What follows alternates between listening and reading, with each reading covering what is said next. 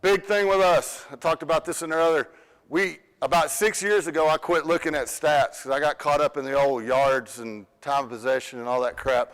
We don't really only two stats we even look at are turnovers and big plays. And when you win those two, you win the game. I couldn't tell you the last 6 years how many yards we've had in any game. I have no idea, and I don't care. I don't read the paper. I don't read the internet. I don't care about none of that stuff. All we care about are those two situations. And if you ask our kids, how do you win games, that's what they're going to tell you. We really emphasize it.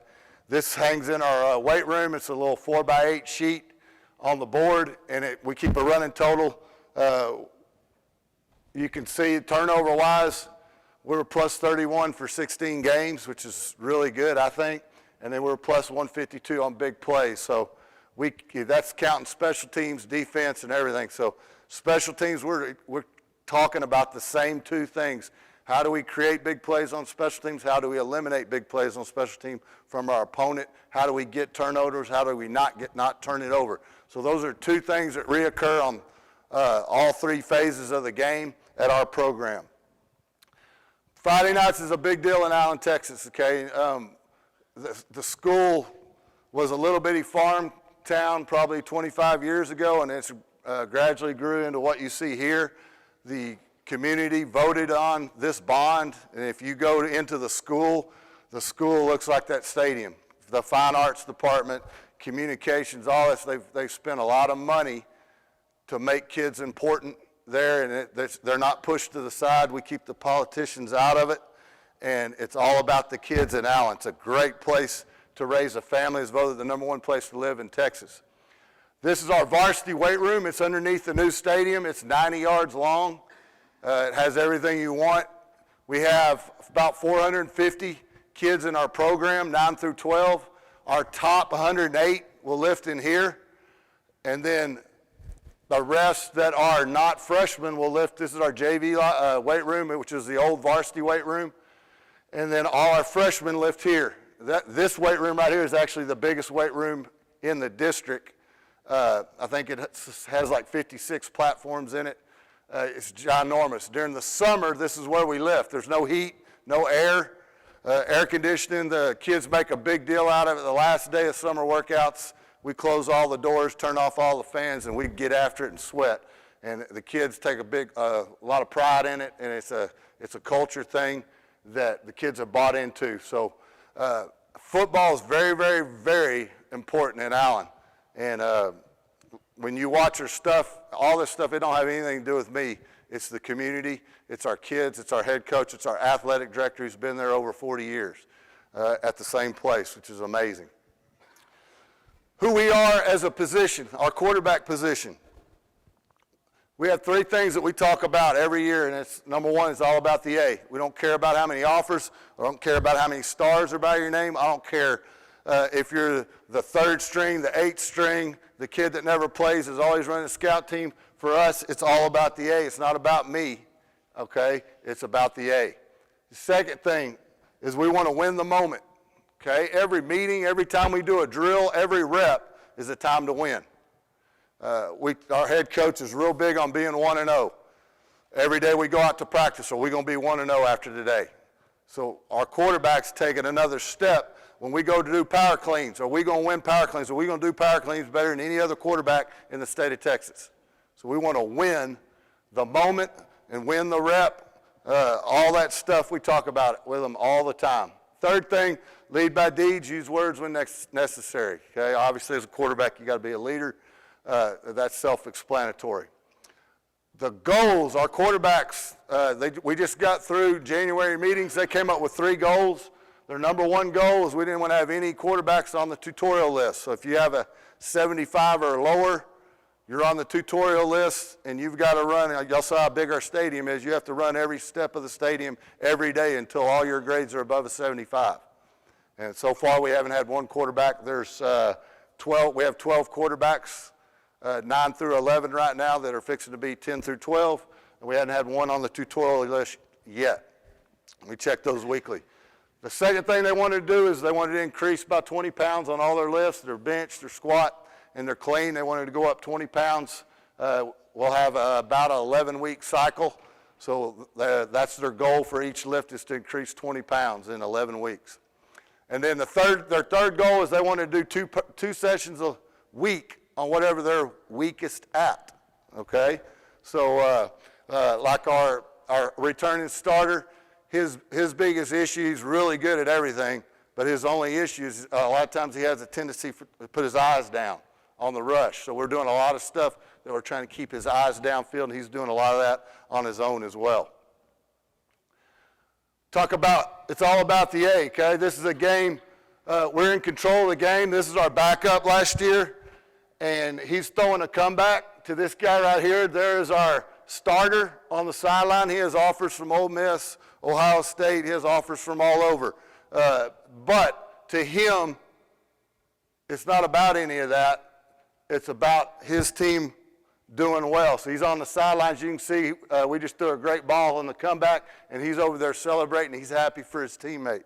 So that's a big part of what we're trying to do with our culture, is we try to buy into the unit as quarterbacks, that unit. When one of us is out there, we're all out there, okay? That's something we preach all the time.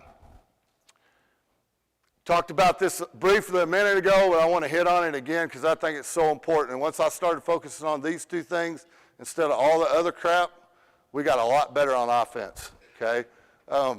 Saw this stat, I thought it was worth putting up here. The average NFL drive is 6.5 plays per drive. If you don't have any plays over 12 yards, it's a 0% chance you're scoring a touchdown. And if you have a big play, it doubles from 0 to 49%. If you have two, it goes all the way up to a 77% chance you're going to score a touchdown. So I thought that's very, very telling, and that's what we try to preach to our kids. You're one broke tackle away. You're one doing all your fundamental steps right from them, allowing us to have a big play. Everybody knows that stat about winning the turnover and big play battle 92% of the times. The 8 years that I've been with Coach Gamble as an offensive coordinator, we're 99-0 when we win those two deals. So, yes. What is your definition of big play? Good question. For us, a run of 12 or more and a pass of 15 or more. Now, we will, if it's 4th and 2 and we got to get a first down to win the game and we get it, then we will count one of those as a big play, but it's got to be a meaningful part of the football game. But that's what we determine it. That's a good question. All right, now into what we're going to talk about today. Got all the philosophy stuff out of the way. I'm all about, to me, there's 3 things. If you group them, there's a whole bunch of things, but if you group them into 3 different things, this is what makes a great quarterback, okay? What kind of feet you have, what kind of arm you have, and what kind of brain or processing skills you have. And every kid's not going to be able to be Michael Vick, but every kid's going to be able to be closer to Michael Vick at the end of all season than they were at the beginning. Now, not that you're ever going to get there. Every kid is not going to be able to process like the Manning brothers.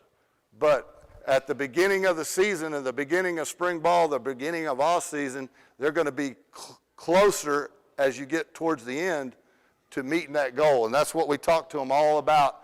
Is we want to train to be a Cam Newton or a Michael Vick athletically, and we want to train to be Brady or Rodgers. In my opinion, they have 2 of the best mechanically throwing the football there is. And then processing, we want to be like the Mannings and Brady and Drew Brees, those kind of deals. So that's the 3 things that you can take. Everything you do is going to fit into one of those 3 categories, in my opinion. All right, here's how we set it up on a yearly calendar. And I'll show it up there again. Any of this stuff that y'all want, just email me or text me, and I will be more than happy to send you this PowerPoint. There's a lot of pictures on it. It takes up a lot of memory, so some of the extraneous stuff will be out of it so that my email only can send like a file. I may have to send it in two files, but y'all are welcome to any of this stuff that you want. But you can see, like right now, in January and February, everything physically is about lifting weights, and then we're just doing general speed work right now. We're not doing any change of direction. When March gets here, we'll start some more change of direction drills. But that's what we focus on these 3 months. Then as you go along, it changes. When you get to spring ball, all we're doing is weights, and on-the-field stuff takes precedent. Okay, in April and March, we're doing a lot of change of direction. In the summer, we're doing a lot of change of direction. Okay, but we're going to lift year-round. We're always in the weight room. I'll talk more about that later. Mechanically, these are the things we're working on right now in January and February. We're working on mechanics big time. And the coach from Florida State that was here, I loved what he said. He goes, I don't try to change arm slot. Well, we're trying to get our kids, and I'll show you how we teach it, but it's close to what's perfect for their body structure and how they're used to throwing the football. And that's what we're working on right now. Then as you go on, when you get in spring ball, you're doing a whole bunch of on-the-field work as far as their mechanics.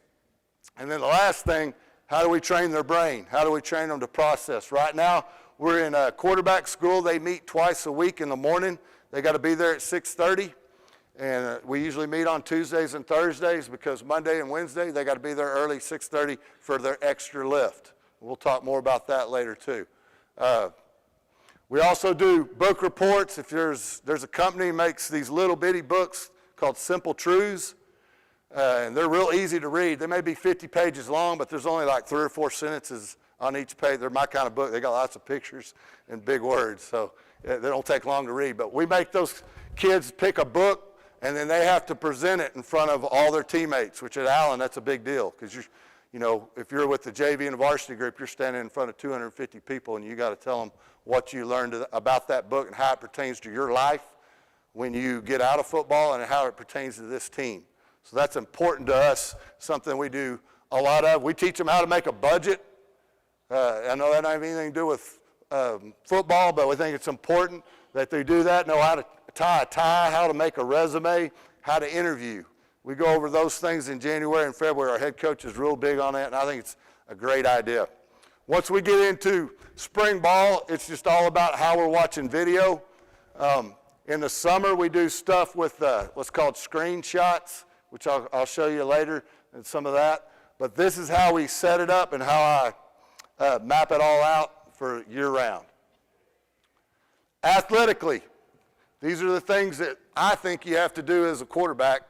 I mean, I don't know how y'all feel about it, but if a quarterback that squats 400 pounds at parallel or below has a lot less chance of getting hurt than the quarterback that squats 200 or is over there balancing on a stability ball with a dumbbell in his hand.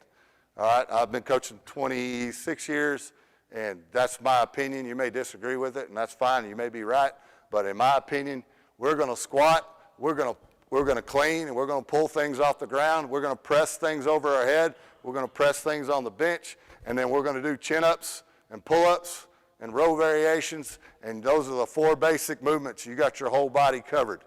I'd much rather spend time on get good on 4 basic movements than I would trying to do 12 different lifts and trying to train each muscle individually when you use them together. We train with the team year-round. There's no time that we pull our quarterbacks out of. When our team is lifting, they're there with them. So I don't ever pull them out and we go over the field and throw and stand there and do all this, and everybody else is over there sweating their ass off, lifting and working their butt off. We're going to be with the team always. All right, how we set up athletically the year-long calendar. You'll see on every one of these, every time we're in the weight room, we do neck and leg drives, okay?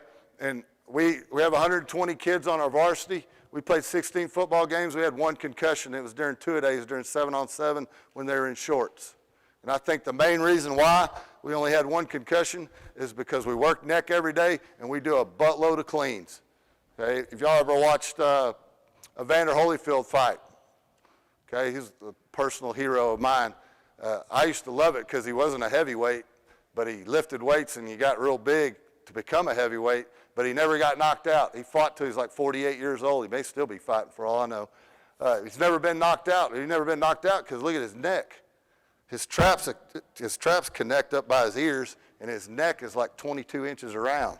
So we're going to do that all the time, and I think it's with the way the game's being attacked from a concussion standpoint, I think you're dumb if you don't sell that to your kids.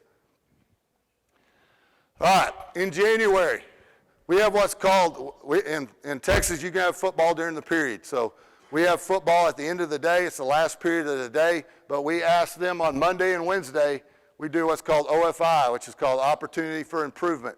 Okay? We don't check roll, but you're expected to be there. If you're not there, there's consequences to pay. But we do some of our auxiliary lifts in the mornings on Monday and Wednesday. During the period, we're going to lift those 4 lifts with the leg drives and neck.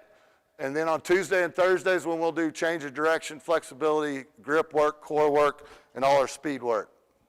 In February and April, we're still doing neck and leg drives. We still got OFI going on. We're still lifting 3 days a week during the period. We're still doing speed work on Tuesdays and Thursdays. All that really doesn't change. Then May is when spring ball starts for us. We actually start the last week of April. But during spring ball, we will only lift on Monday and Friday. All right? Monday and Friday is the only days we lift. And then June and July, we use a company called Performance Course. And a guy named Gino Pierce runs it, and he's freaking amazing. And he has a lot of the big schools in Texas. He runs their summer strength and conditioning program. They lift Monday, Wednesday, and Friday, and Tuesday and Thursday they do speed work. He has a slightly different philosophy than our strength coach. And I think that's a good thing because it changes it up for the kids, and they get fired up about being there again. August and December, during the season, we're going to lift on Monday and Saturday. Our main stuff, on Wednesday, we have a position lift, and so that's up to each position coach to lift their kids, but that's how we still lift 3 days a week. When the playoffs get here, then we back it off to 2 days. We only go Monday and Wednesday, and because we usually plan on Saturday during the playoffs, and we can't touch the kids on Sundays. So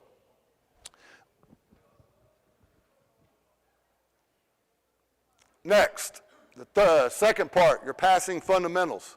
Here's how we've broken it up. I'm not an expert on it, but the R4 stuff is where I got it. I have the book and I read it.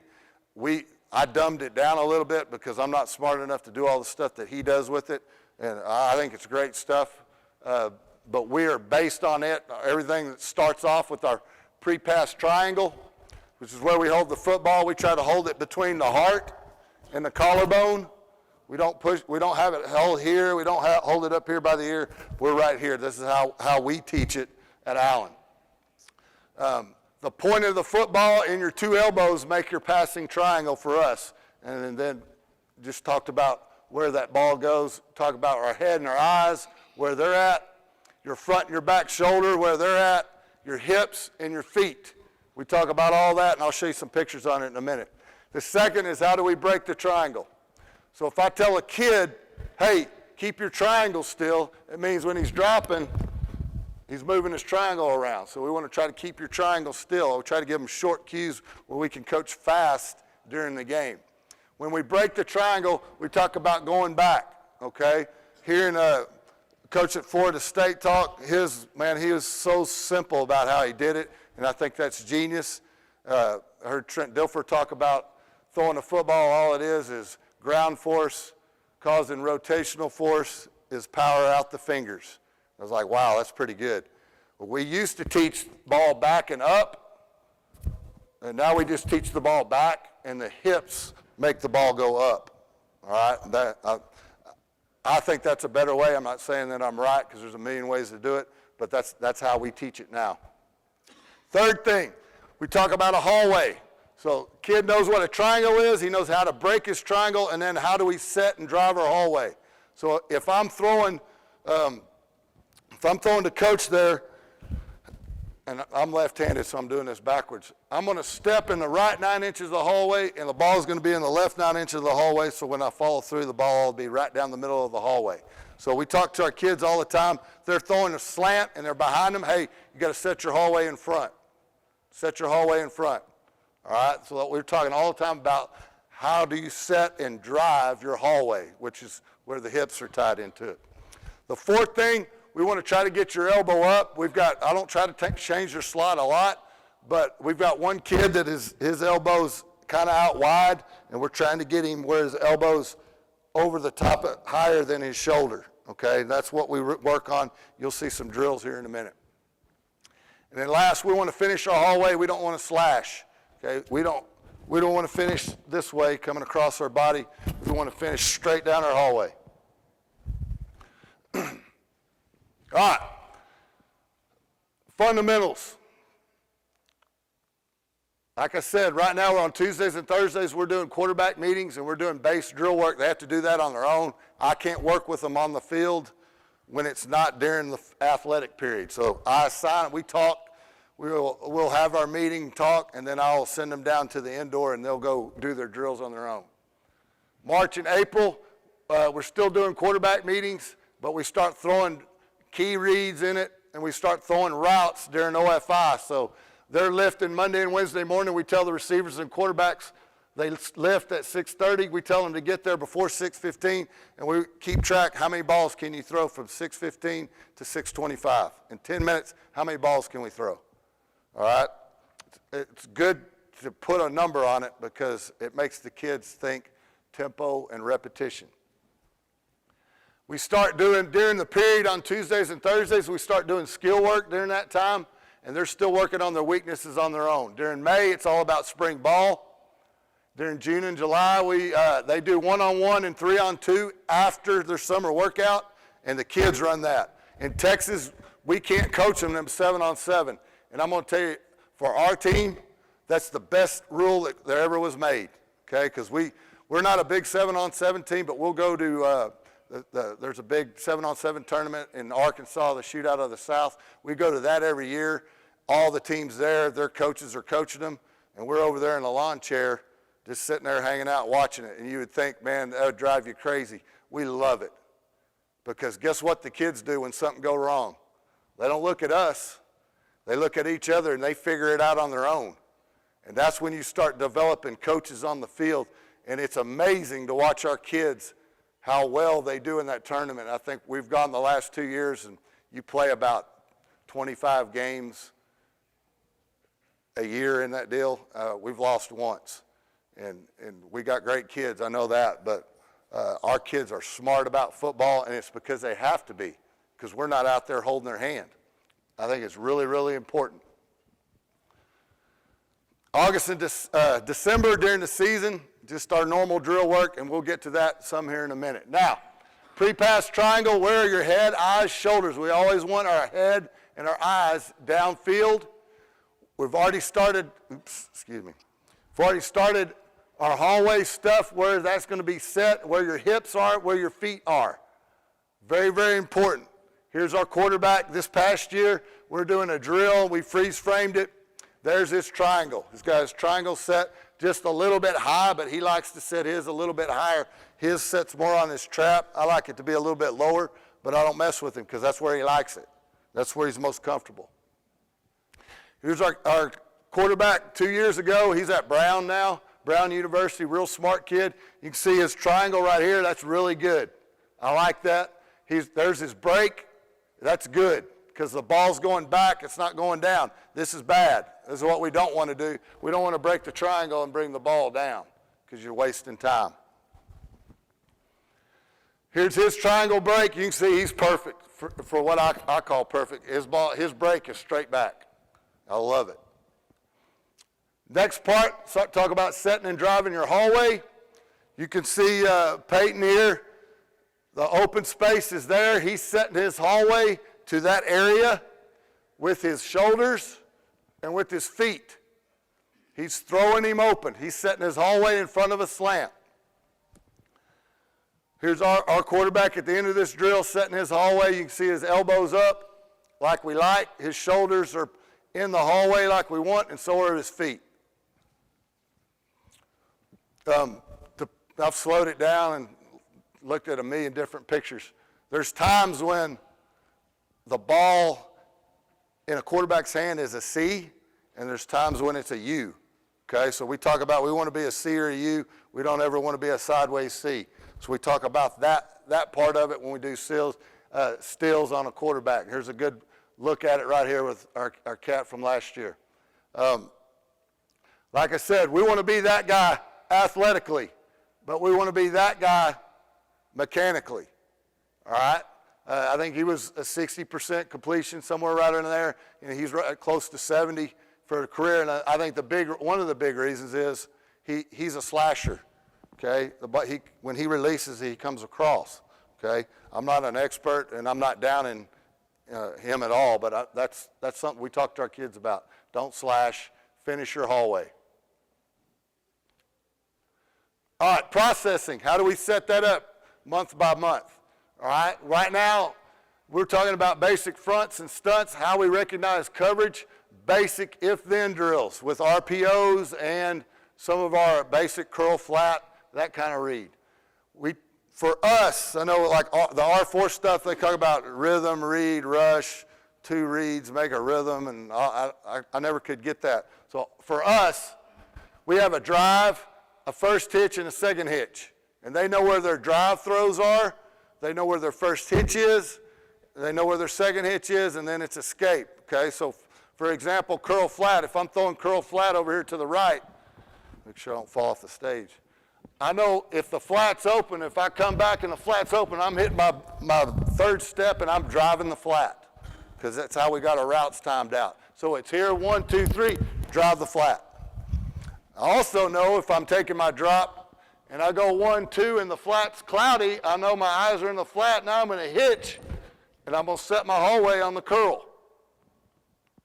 So we talk about every route tree that we have. Where's your drive? Where's your hitch? Where's your second hitch? For us on curl flat, we usually have a dig somewhere coming from the front side or from the back side, and that's where their second hitch is. We also talk about blitz drives, which I'll get into in a little bit. All right, but we're working all this stuff during OFI in the mornings and during our quarterback meetings. Watching video cuts right now of play concepts. Right now we watched a whole bunch of RPO stuff. We looked at all the good ones and all the bad ones and why they were good and why they were bad. Next month we'll start doing screenshots, and I'll give you a little demo of that, how we do that. I don't know if it helps or not. We started doing it last year, and I think the kids like it. I talked about the book report stuff to the team. And then April and May, we do a lot of board and screenshots, and then we're watching video from these different situations. June and July, they've got their summer 7-on-7, and they're meeting with me once a week on a video. So we basically have 7 weeks of summer that they train with the performance course. So we'll pick 1 day a week. When they're done, they'll come over, and we'll pick our top 7 opponents for that year. So we play, you're guaranteed 10 games in Texas. And so we'll pick our top 7 guys. We'll pick one that week, and we'll go over. And all they're doing is they got a sheet kind of like I use when I'm breaking down video on Saturday, and they're just marking stuff just like I do so that we kind of think alike. August and December, all we do on Monday, they get there early, and then we lay out the game plan, and we show them what's going on, and then we get video time before every practice. Coach Gamble's real good about every Monday and Tuesday before we go out, we got video time. All right, how I like to teach quarterbacks. We've gone over the 3 different things that are most important. Now I'm going to kind of go over how we install stuff. First thing we're going to do is we're going to go over on the board or the PowerPoint. If you saw my other talk, you saw we had our run game on PowerPoint, and we also have our passing game on PowerPoint as well. But that's the first thing we show them. And when we show them that, we show them, hey, here's your drive, here's your hitch, here's your second hitch, and here's your 2 blitz drives. Second thing we'll do is video, which we already talked about. Then we'll start getting the older quarterbacks to teach the younger quarterbacks and wide receivers different aspects of our offense.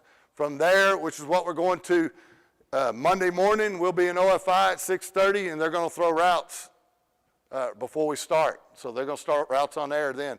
From there, we'll go to having 1 key. So we're reading one guy. If he does this, I'm doing this. If he does this, I'm doing this. And we build drills with 1 key, then 2 keys. Then we go to half line 7-on-7. From there, we go to full 7-on-7.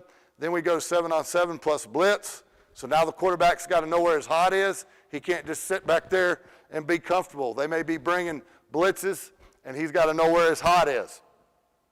Then from there, you go to team. And in my opinion, you go to team blitz there, and from there you go to mix. The worst thing you want to do, in my opinion, and like I said, I'm no expert, but the worst thing you want to do is first day you go out there and do that. Where the quarterback, he don't know whether it's base defense, there could be blitzes or not. We go through this progression where they have lots of looks, if team, it just against base looks, and then we'll have team where it's all blitz. They know every play they're blitzing us. And then from there, usually by the 4th or 5th day of spring ball, the defense will start showing us this. You don't know whether they're blitzing or playing base. Some passing concepts. I won't spend a bunch of time on this, but we have basically 3 things in our offense. We have quick catch and throws. We have a 3 and a 5 step out of a gun, and then we have movement throws, which are sprint outs and boots. And out of those, our quick catch and throw, we have flat concepts, which is our quick game. We have a corner concept, which is like a fade in a bubble or a fade in a flat where we're trying to hit it in the hole. We have RPOs, the run pass option stuff where we're reading a guy. If he's in the box, throw it. If he's not, give it. So those are the basic concepts that we go over out of that section of our offense. Then the 3 and the 5 step game, you got carryover. You still got a flat concept, curl flat or stick routes. You still got a corner concept with smash. You got safety concepts with post dig and 4 verticals, that kind of stuff.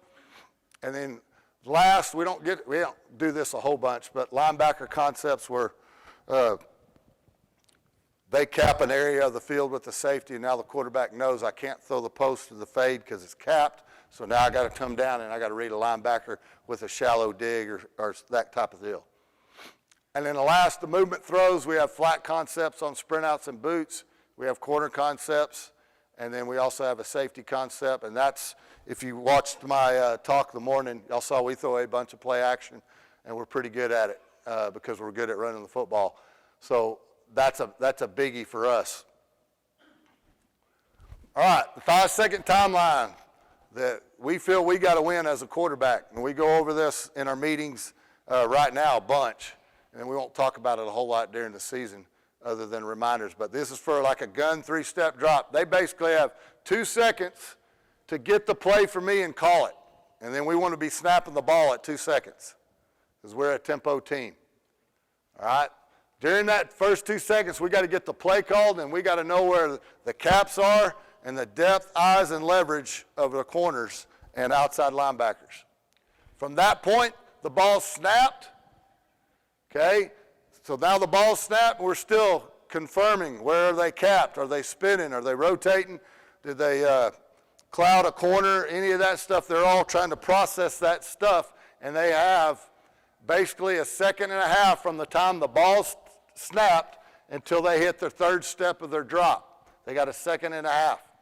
So during that 1.5 seconds, they're reading their defender key to make a drive throw. So curl flat, they would be driving the flat or hitching the curl. The hitch the curl is going to take 0.3 seconds to hitch and then get rid of the ball. So that's their first hitch throw. Then their second hitch throw is going to take 0.5 seconds. And then from there, their second hitch, and then it's a release. Am I going to throw the ball away or am I going to scramble? So from the time they get the play, they have 5 seconds to process all that stuff. So you're asking a lot from a kid to do all that. And we don't do it all perfect all the time, but we're getting better at it. The other thing we go over in our meetings is coverages. Like this cover 4, we talk about where they are and then what the weaknesses and strengths of it are. It's just a little PowerPoint we show them to go over stuff like this is cover 3, then we got 3 cloud, 3 weak, 3 spin, all that kind of stuff. But we talk about where the strengths and weaknesses of each one are. Cover 2, there's a base cover 2 look, and you've got man and trap off of it. But we go through this. The kids, I'm asking them to draw it up after we've gone over it a couple times. There's man free. And then cover 0, we know everybody's locked up. We know we got to get rid of the ball. Ball's got to come out of our hand. Where are our blitz drives? Then here's a basic play. This is, for us, this is our curl flat. All right, so we've got it on the screen, this is verse 1 high. We have them drawn up verse 2 high and quarters. But this is 1 high. We draw where everybody usually goes. So there's my drive to the flat. There's my first hitch on the curl. And then my second hitch on the digger, that we call it a dot route, which stands for drag over the top. Now, here's what the kids have to write down. If I tell them to curl flat, they better be able to write all this down. Flat clear, I'm going to drive the flat. Flat cloudy, I'm going to hitch the curl. Flat and curl cloudy, I'm going to double hitch to the dot or escape. And then they better be able to tell me these two things. What are their blitz drives?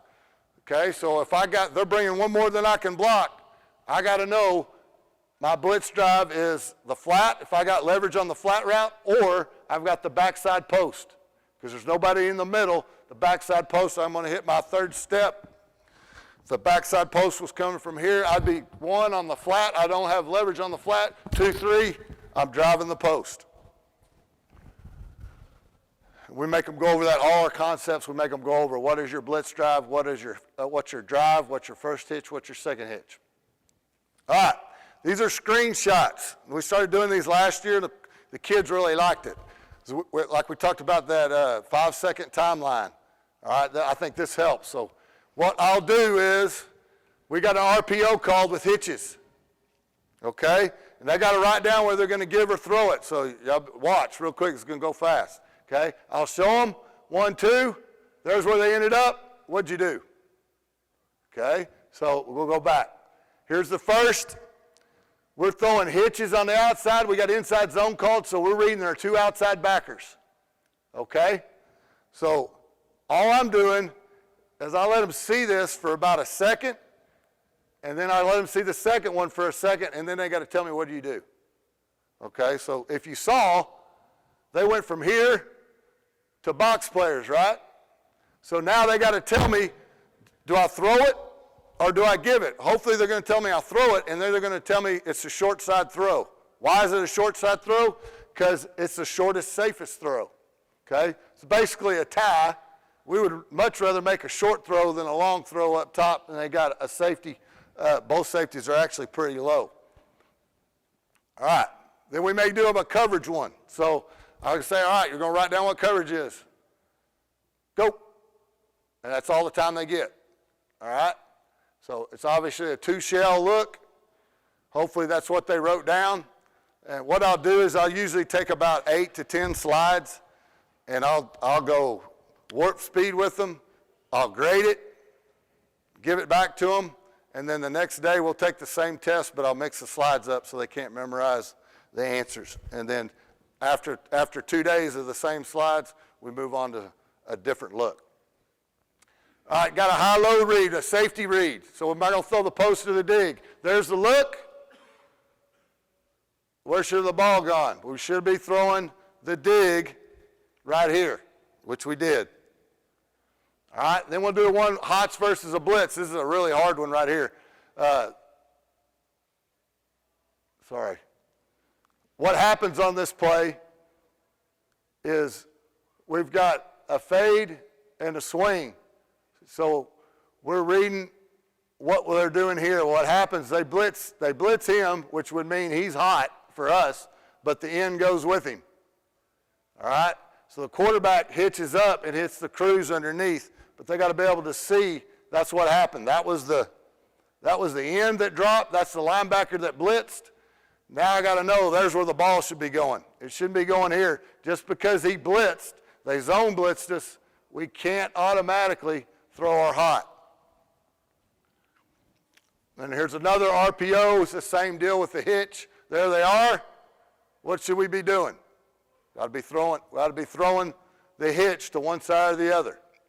Okay, preferably the one down here because it's the shorter, safest throw. If you notice, that's when the quarterback has to make a decision.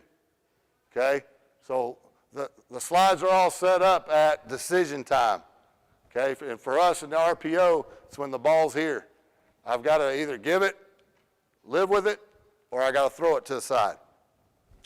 Then, this one right here, we got a bubble and a fade. There's how they lined up. And where's that corner going? Between those two slides. What's he playing? He's playing the bubble. You can see his momentum is going towards the bubble, so we should be throwing the ball in the hole, which we did, and everything was good in the world that day. Now, I will explain this better when we get the video going. But like I told you earlier, we have a whole bunch of quarterbacks. This is one of the drills we do in the morning on their own. The older quarterbacks set it up. But we put footballs down each hash. And that quarterback actually should be right here. For us on RPOs, the hardest RPO for us is when we tag both sides. So if we tag hitches, bubbles, or pivots, or the quick out, the quarterback is going to be here. The ball snapped. His eyes are looking right down the middle of the field. And in this drill, the quarterbacks will be looking straight across at each other. I got it drawn up wrong. But they're looking here. So we tell the quarterbacks, hey, when I look down the middle of the field, take your hands and move them. I can see my fingers about right here. Well, that's where those linebackers are at that we're reading on hitch, bubble, pivot, and out. All right? And I'll show you the drill in just a second. I'm going to get down and watch the video. But we're here reading those guys to either do that, or give the ball.